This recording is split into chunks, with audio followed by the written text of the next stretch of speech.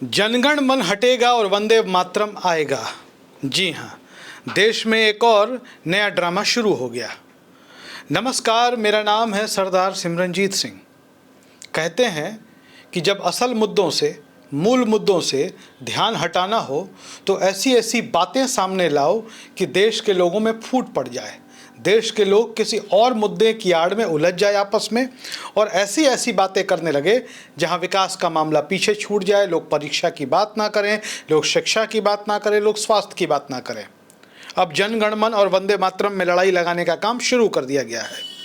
Bharatiya Janata party के समर्थक हैं मुकेश खन्ना। असल में मुकेश खन्ना को आप जानते होंगे, शक्तिमान के नाम से चर्चित हैं।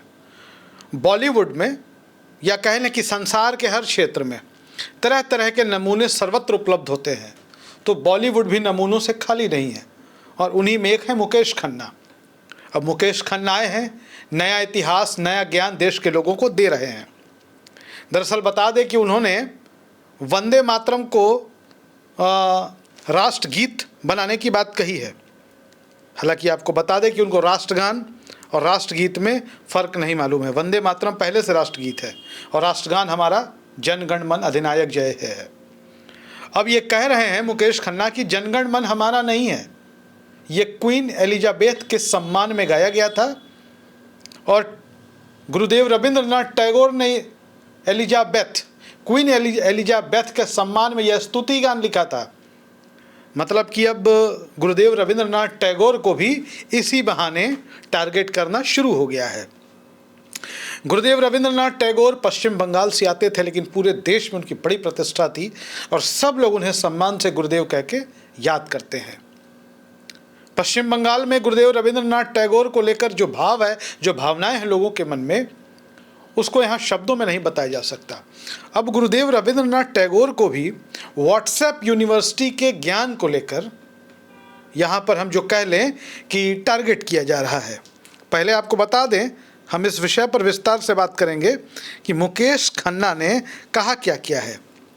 शक्तिमान एक्टर मुकेश खन्ना ने जनगण मन हटाने की मांग की है। उनका कहना है कि इसकी जगह वंदे मातरम होना चाहिए। उन्होंने ये कहा है अपने वीडियो में कि राष्ट्रगान जनगण मन को हटा देना चाहिए। अब इस बयान देने वाले आदमी को ये पता ही नहीं है कि जनगण मन जो है वो पहले से ही राष्ट्र गीत है। आपको बता दें कि उनका कहना है कि इसकी जगह वंदे मातरम को देनी चाहिए। हालांकि ये बयान देते हुए उनसे गड़बड़ हो गई। उन्होंने कहा कि वंदे मातरम को राष्ट्रगीत बनना चाहिए, ये उन्होंने कहा। और हम बता दें कि राष्ट्रगीत पहले से है वंदे मातरम और जनगण मन जो है ये हमारा राष्ट्रगान है। और दोनों के प्रति इस देश के लोगों के मन में इज्जत भी है, प्रतिष्ठा भी है और ये किसी को बताने समझाने की ज़रूरत नहीं है।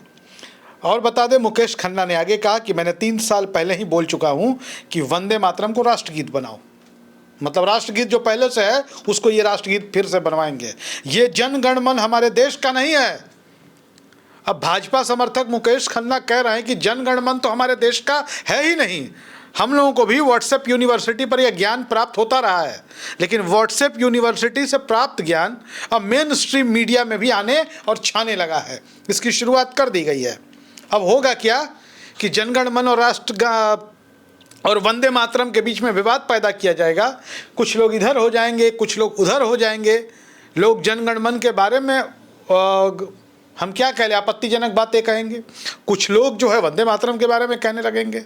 वंदे मातरम और जनगण मन दोनों हम भारतीयों के लिए मन में बहुत श्रद्धा का भाव रखता है, सम्मान का भाव रखता है और निहित राजनीतिक स्वार्थों के लिए इन दोनों में झगड़ा लगाना यह देश के लिए उचित नहीं है।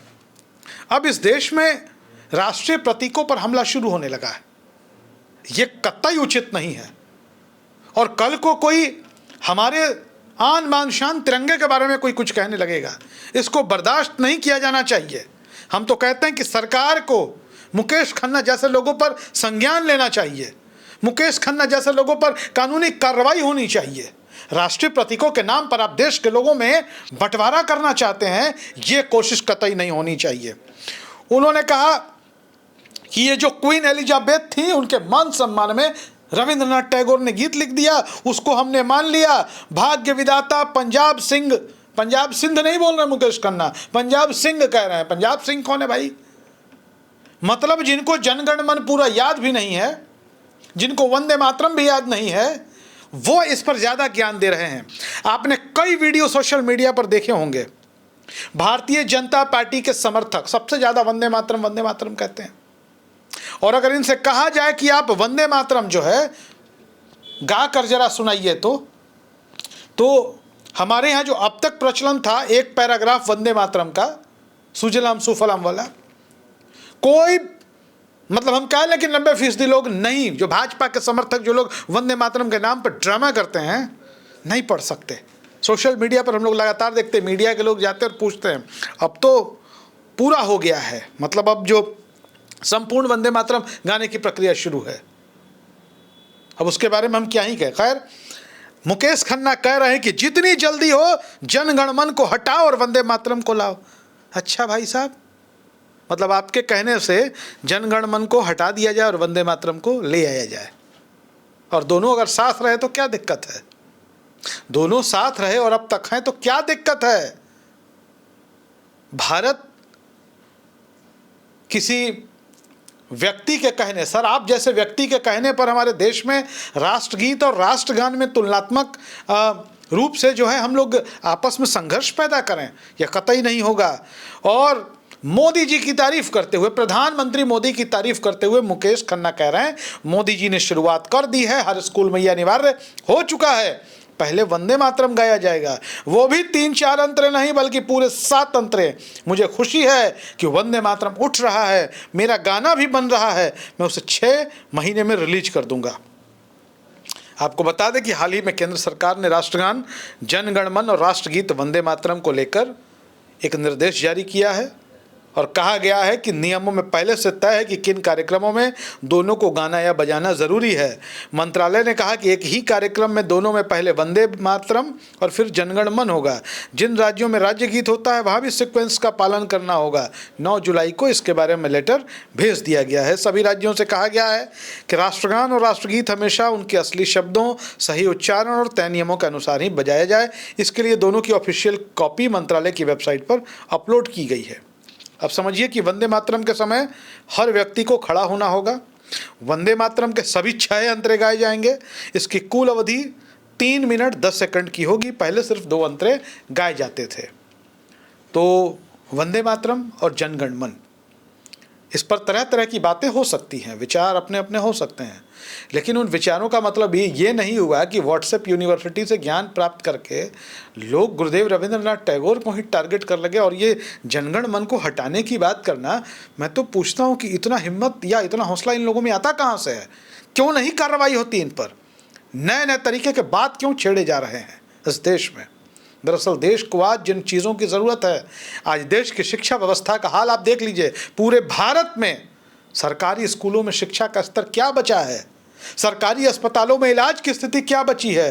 प्राइवेट स्कूल ना हो तो बच्चे पढ़ ना पाए, और प्राइवेट अस्पताल ना हो तो लोग इलाज ना करा पाएँ।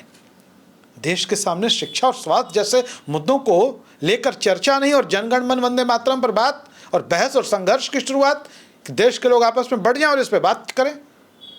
मुकेश खन्ना जैसे लोगों पर अविलंब कार्रवाई होनी चाहिए। धन्यवाद।